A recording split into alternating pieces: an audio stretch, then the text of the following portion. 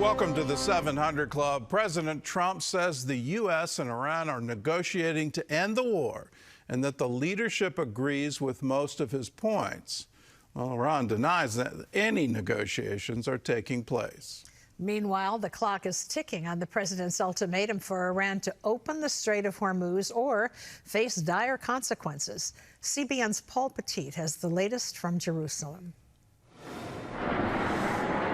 As the war with Iran continues, a diplomatic front is emerging. President Donald Trump now says the U.S. is in active talks with Iran to end the conflict.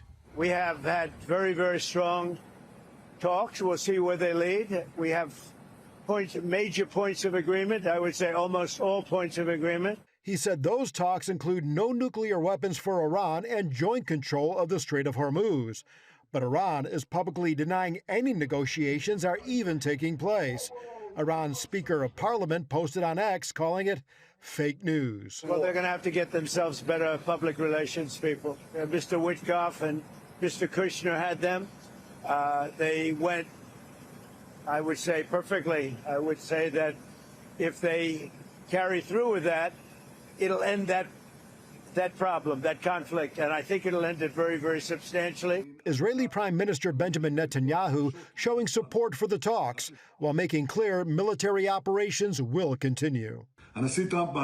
President Trump believes that there's a chance to achieve the war's goals with a deal that will also protect our interests. At the same time, we continue to attack in Lebanon and Iran, and we will protect our interests under any circumstances. The negotiations leading President Trump to extend to 5 days his ultimatum for Iran to reopen the Strait of Hormuz. On the ground, nothing has changed as Israel continues pounding Iran and Hezbollah as emergency crews in Tel Aviv work the scene of another Iranian missile strike this morning. In Jerusalem, excavators remove rubble caused by fragments from an Iranian missile that hit the Old City Friday. The damage still has the world on edge.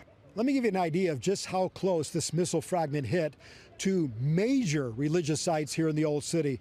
To my left, right over here, that is the southern wall of the Old City. Just beyond that, we're talking the city of David. 200 yards in that direction to the right of it is David's tomb.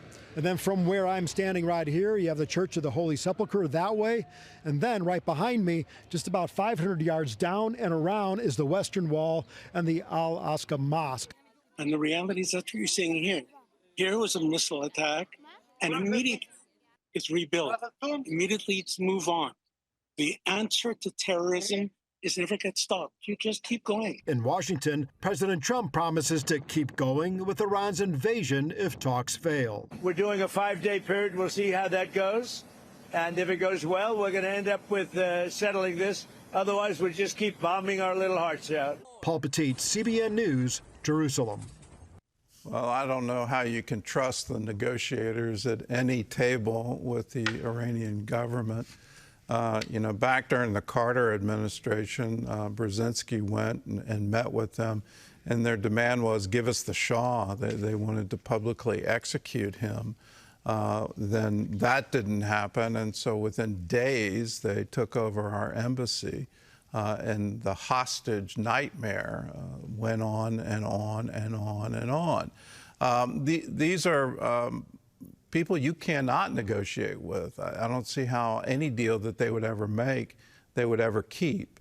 They remain firm in their ideology. Their ideology is quite simple. They announce it routinely. Death to America, death to Israel. America is the great Satan. Israel is the little Satan. Their goal is world domination under their version of Sharia law. That is what they've said for decades. We need to believe it. There needs to be regime change in Iran. Well, social media companies are on trial in 2 states. At issue is whether they should be held responsible for the dangers the platforms pose to children. More and more school districts across the country are taking action to ban cell phones. CBN's Washington correspondent Jenna Browder explains why they're doing it and shows us the impact. Cell phones are part of growing up today. Most kids have them, and if they don't, probably pressure their parents to get one. But things are changing, at least at many public schools. Right now, 36 states restrict cell phone use in some way, and 18 states have full bell-to-bell bans in public schools. Plus, a 2024 American Association of Educators survey shows 70% of teachers want them banned during the entire school day. In Michigan, a bill on the issue was signed into law in February. It's also picking up steam in Washington. When tech enters education, learning goes down. Dr. Jared Hovarth, the teacher turned cognitive neuroscientist, joined experts testifying in this Senate hearing. It doesn't matter what the size of the screen is, if it's a phone, if it's a laptop, if it's a desktop, and it doesn't matter who bought it. Is it school sanctioned? Does it have the word education stamped on it? It doesn't matter. All of these things are also going to hurt learning, which in turn are going to hurt our kids' cognitive development. And it's not just learning. More research is also documenting the social damage cell phones and screens do to kids. This headline from Gothamist: New York school phone ban has made lunch loud again. But doesn't technology make our lives easier and prepare our children for the future?